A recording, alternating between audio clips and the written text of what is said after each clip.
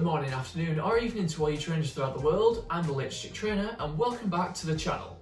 Today we're going to be looking at the best counters for going up against the Renegade Pokémon Giratina, who is making its return to 5-star raids in Pokemon Go on the 9th of October all the way through to the 23rd in its Origin Forme, which is the huge kind of like 6-armed edgeworm as opposed to the altered form that looks more like the wing caterpillar of the Distortion world. But for the first time since this Pokemon came to the game, it'll also be possible to encounter a shiny version if you do take it down in a raid. The shiny version does look pretty beautiful. I am definitely going to be getting after this boy as much as possible to try and get a Shundo, because Giratina Origin Forme, as opposed to the altered form, is an absolute beast in the Ultra League and the Master League for PvP, and it's also one of the best ghost raid attackers in the game as the current meta stands. So let me know in the comments if you're excited to find some shiny Wormboy Giratinas, and without further ado, let's take a look at the moveset, the 100% IV CPs, the weather boosted stats, and the Pokemon you want to be using going up against this monster. So Giratina Origin Forme's 100% IV CP in normal conditions is going to be 2105. But because it is a Dragon and Ghost type Pokemon, that means that if you raid it during foggy or windy weather, it's going to be weather boosted. And the 100% IV for a weather boosted one is 2631. So make sure to remember those CPs for when you try to catch them. With it being Dragon and Ghost type, that doesn't create any double weaknesses, but it does, however, still mean that it's going to be weak to Dark, Dragon, Fairy, Ghost and Ice. It's going to be double resistant to fighting and normal moves, single resistant to Bug, Electric, Fire, Grass, Poison and Water, and finally it's going to be neutral to Flying, Ground, Psychic, Rock and Steel. So lots of resistances there, but luckily there are also lots of powerful Pokemon in the game that we can use to take advantage of those weaknesses. But before we get onto those counters, something to keep in the back of your head for raiding this Pokemon is that because Dragon and Ghost types are super effective against themselves, some of the Dragon and Ghost type Pokemon you might want to use against Giratina may get knocked out pretty quickly by it for this very reason.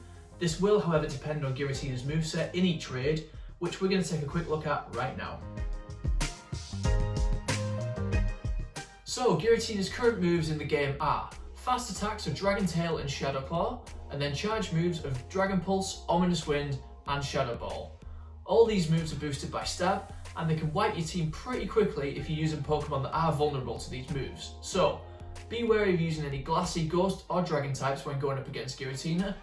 I've got a feeling that the best counters are going to head more towards the Dark types, purely because they're resistant to Ghost type moves and they're also neutral to Dragon.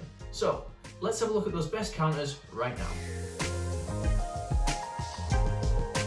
Alright, to start off with, coming in at the top position for counters is Mega Houndoom with Snarl and Foul Play. Mega Houndoom has just been added to Mega Raids as of the 29th of September, so if you wanted to go after Giratina, I would strongly advise you to do some Mega Houndoom raids first to try and get some of that Mega energy, because not only will it be an absolute monster against Giratina, but it'll also boost the power of all your Dark and Fire type Pokemon in your party by 25%. After that is in fact 4 Shadow counters, so coming in second is Shadow Salamence with the Dragon Tail Outrage combo, followed closely by Shadow Dragonite with Dragon Tail Dragon Claw. In position number 4 is Shadow Weavile with Snarl and Avalanche, followed by Shadow Tyranitar with Bite and Crunch. In position 6 we finally get to a non-Shadow counter, Rayquaza with Dragon Tail and Outrage. Counter 7 is regular Salamence with Dragon Tail and Draco Meteor, and 8 is Palkia with Dragon Tail Draco Meteor 2. Counter 9 is Mega Charizard X, however I'm going to skip past this one as you can only have one Mega at any given time, and the best choice of Mega Pokemon to evolve for Giratina raids, as we've already discussed, is Houndoom. In position number 10 we have Darkrai with Snarl and Shadow Ball. Big fan of Darkrai myself. Counter 11 is going to be regular Dragonite with Dragon Tail Outrage. 12 is Garchomp, also with Dragon Tail Outrage. 13 is Zekrom with Dragon Breath Outrage. And in number 14 we have Haxorus with Dragon Tail and Dragon Claw. So as you can see from this unfiltered counter list, besides Mega Houndoom, the Shadows seem to dominate the top counter positions. And while Shadow Pokemon are pretty powerful, they are also expensive resource wise to reach a level and moveset required for these raids. So for those of you that are wanting a more budget set of counters, we're now going to take a look at the list without any Shadows included. And I will remove Legendaries as well, just because while more common than Shadows, they are also relatively costly to power up candy wise. So let's take a look at this new counter list. Here we go. So coming in at that first position is still Mega Houndoom. Would highly recommend you get after that Mega Houndoom energy and preps for this. Then we've got Salamence in second place with Dragon Tail Draco Meteor. Then we see Mega Charizard X again. And if you haven't managed to get any Mega Houndoom energy just yet, you can use a Mega Charizard X also with the Wing Attack Dragon Claw combo. Or, if you get a Charizard from the Charmander Community Day on October the 17th, that knows the exclusive Com Day Fast Move Dragon Breath, paired with Dragon Claw, that will make this Pokemon a significantly better counter, and it'll also boost your team's Dragon moves as well. But coming back to the counters, in 4th place we've got Dragonite with Dragon Tail Dragon Claw, followed by Garchomp in number 5 with Dragon Tail Outrage. In number 6 we've got Haxorus with Dragon Tail Dragon Claw as well, followed by the other Mega Charizard variation Y with Wing Attack Dragon Claw.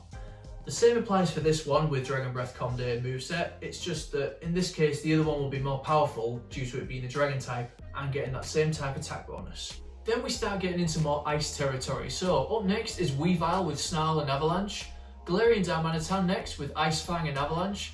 This Pokemon is good for attacking, however it is quite glassy as you can see from the number of feints it gets, so just be aware of that. Next up in position 10 we've got the very same boy you try to capture, Giratina Origin Forme with Dragon Tail and Shadow Ball, which I'm certain is a legendary, so I'm not fully sure why he still managed to sneak onto this list, but oh well. Mega Pidgeot is up next with Wing Attack Brave Bird, followed by Mamoswine in the 12th position with Powder Snow Avalanche.